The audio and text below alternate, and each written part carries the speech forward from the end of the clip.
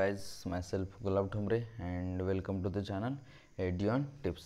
बघा आज आपण फॅक्टर्स अफेक्टिंग द फोटोसिंथेसिस हा टॉपिक बघणार आहोत. त्यातले पहिले इंटरनल फॅक्टर्स आहेत, काही एक्सटर्नल फॅक्टर्स आहेत. ते तुम्ही एकदा रीड करून घ्या. Now we are directly moving toward the law of limiting factors or Blackman's law. Okay, Blackman's law ह्याच्यामध्ये काय म्हणते माहिती आहे, ह्याचं एक सपोज एक्झाम्पल घ्या. सपोज एक आपल्याला काय बनवायची, कार बनवायची. सपोज आपल्याला एक कार बनवायची. ओके, मग कार बनवायची. मग कारचं काय, सपोज एक कंपनी, ती काय कंपनी, सपोज ही कंपनी आहे. ती कंपनी आहे ना, सपोज एक काय म्हणतात टायर बनवते. परत दुसरे आहेत ना, त्यातच काय दरवाजा बनवते. ओके, आणि दुसरं आहे ते सपोज याचं स्टेअरिंग बनवते. म्हणजे असे काय काय टायर, परत दुसरी गोष्ट स्टेअरिंग, आणि थर्ड वन इज द दरवाजा.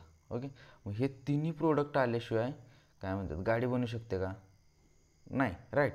मग ही सपोज टायर किती, एक आपण सपोज 5 टायर बनवले. ओके, 5 टायर बनवले. त्यानंतर सपोज काय म्हटलं, स्टेअरिंग एक किती म्हणूया आपण, सपोज 15 टायर घेऊया. 15 टायर बनवले आणि स्टेअरिंग एक 5 स्टेअरिंग बनवले. आणि दार सपोज किती, एकच पकडूया. बाकीचे म्हणजे तुम्ही असं ह्याच्यानं पकडू नका की म्हणजे भैया दार 4 असतात वगैरे, असं काय पकडू नका. एक दार सपोज. बाकी सगळं झालं आहे, बाकी सगळी गाडी बनली, फक्त एक टायर, एक दार आणि एक स्टेअरिंग. ओके, एवढ्यात आपली गाडी ही झाली. मग त्यानंतर 5 स्टेअरिंग घेतले. मग सपोज इथे एक 10 दरवाजा बनलं. मग गाडी तर कंप्लीट झाली पाहिजे. मग यात मिनिमम कोणता आहे, दॅट इज द स्टेअरिंग. मग एवढ्या गाड्या कंप्लीट होणार, राईट. तेवढ्या गाड्या एकदम परफेक्टली कंप्लीट होणार. म्हणजे 5 हे कंप्लीट होणार. म्हणजे सगळ्यात कमी जो असेल ना, तो काय म्हणतात ठरवणार. म्हणजे सगळ्यात कमी जो असेल ना, तो लिमिटिंग फॅक्टर असणार. If a chemical process affected by more than one factor, then rate will be determined by factor which is nearest to minimal value. म्हणजे सगळ्यात कमी म्हणजे सपोज एखादी chemical process is affected by more than one factor. म्हणजे suppose गाडी बनवायची म्हणजे एकापेक्षा जास्त फॅक्टर्स आहेत ना. आता 3 फॅक्टर आले इथं. मग 3 फॅक्टर झाले ना, त्यातलं एकच डिसाईड करणार. ओके, म्हणजे काय म्हणतात सगळ्यात कमी जो असेल ना, तो डिसाईड करणार. Which directly affect it's quantity is change if it's quantity is change. Okay, done. हेच सगळं ब्लॅकमॅन्स लॉ आहे. Okay, done. आता पहिल्या स्टार्टिंगला लाईटबद्दल काय म्हणते माहिती आहे का? लाईटबद्दल तुम्ही थोडंसं असं रीड करून घ्या. मी जास्त असं हे नाही सांगत आहे. लाईटचं आणि रेट ऑफ फोटोसिंथेसिस डायग्राम. पहिल्या स्टार्टिंगला जशी लाईट इंटेन्सिटी जशी वाढत जाईल ना, तर लाईट इंटेन्सिटी तसं रेट ऑफ फोटोसिंथेसिस पहिल्या स्टार्टिंगला एका पॉईंटपर्यंत वाढत जाणार. म्हणजे लाईट वाढली, रेट ऑफ फोटोसिंथेसिस वाढणार, लाईट वाढली, रेट ऑफ फोटोसिंथेसिस वाढणार. आणि ते एका पॉईंटनंतर मग ते लिनियर होणार. आणि आणखी तशीच अजून पण लाईट इंटेन्सिटी वाढवली, देन मग ड्रॉट होणार. दॅट इज द म्हणजे काय म्हणतात इन्क्रीज. जर आणखी आपण इन्क्रीज केली, then breakdown of chlorophyll breakdown होणार. That's all. म्हणजे एका लिमिटपर्यंत वाढणार आणि त्यानंतर डायरेक्ट ब्रेकडाऊन. म्हणजे जास्ती जर आपण लाईट इंटेन्सिटी परत वाढवलीच, देन क्लोरोफिलच ब्रेकडाऊन होते. Okay, that's all. त्यानंतर कार्बन डायऑक्साईड कन्सन्ट्रेशन काय म्हणते, CO2 concentration is major limiting factor. Yes, ही लाईट इज द काय म्हणतात, दिस इज लाईट इज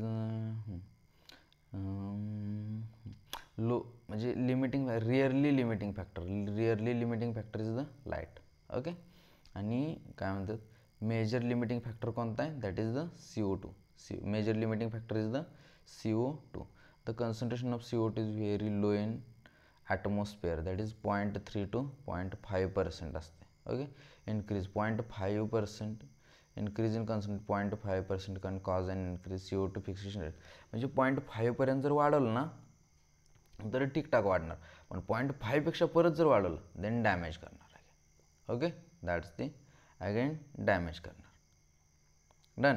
आता ते जर C3 प्लांटसाठी जर म्हटलं ना, sorry it is important note, C4 plant show saturation. C4 plants कुठे शो सॅच्युरेट करणार, दॅट इज 360ला सॅच्युरेट करणार. आणि ते जर C3 जर बघितलं, C3साठी 450ला सॅच्युरेट करणार. Done. And the fact that C4 plants, C3 plants higher concentration by showing increased rate of photosynthesis leading to higher productivity has been used to greenhouse such हे read करून घ्या. आता लक्षात काय ठेवायचं होतं, लक्षात ठेवायचं that is the major limiting factor आहे and CO2 is very low in atmosphere. 0.5% हां ठीक आहे, कॉन्सन्ट्रेशन वाढवलं रेट पण वाढणार, पण 0.5%पेक्षा जास्ती परत रेट वाढवला 0.05% जास्त रेट वाढला देन डॅमेज होणार. Okay.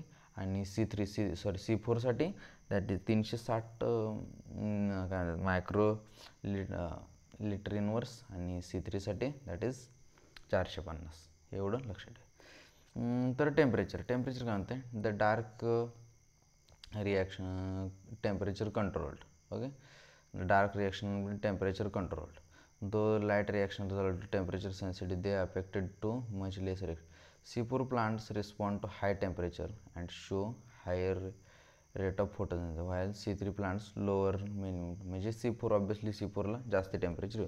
The temperature optimum for photosynthesis of different plants also depends upon habitat adapted to. म्हणजे C4 प्लांटसाठी जास्त टेम्परेचर चालतं आणि C3ला कमी टेम्परेचर चालतं, एवढं लक्षात ठेवायचं. आणि वॉटरचं तर काय इवन काहीच विषय नाही आहे. वॉटरचं एकदा जस्ट रीड करून घ्या. डन.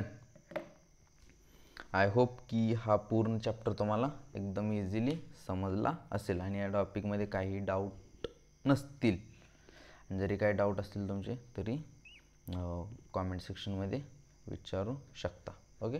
काय रिवाईज करूया. पहिल्या स्टार्टिंगला ब्लॅकमॅन्स लॉ. ब्लॅकमॅन्स लॉ म्हणजे काय, सपोज एखादी जर केमिकल रिॲक्शन असेल, केमिकल रिॲक्शनमध्ये एक किंवा एकापेक्षा जास्ती जर फॅक्टर असतील ना, तर त्याच्यातलं सगळ्यात मिनिमम जो फॅक्टर असतो ना तो डिसाईड करतो. म्हणजे काय म्हणतात, त्याचा रेट जो आहे ना तो डिसाईड करतो. म्हणजे किती क्वांटिटी आहे ना तो डिसाईड करतो. बस एवढं लक्षात ठेवा.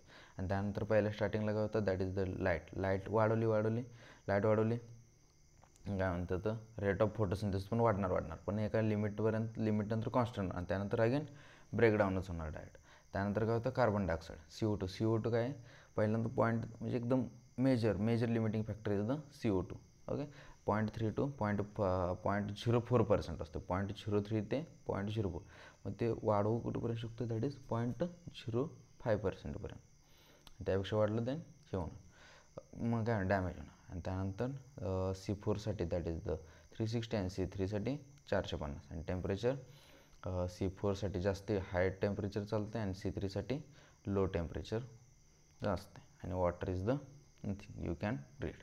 Water stress causes tomato to close, hence reducing CO2 availability. Besides, water stress makes the leaves wilt. Okay, done. I hope की फोटोसिंथेसिस टॉपिकमध्ये काहीच डाऊट राहिलेले नसतील. ओके. Thank you so much. लिखने का रहेगा या भाई. Thank you. Okay, thank you. Okay. अरे यम हो गया यार. THA. Thank you. Okay. And this topic is over. Bye bye.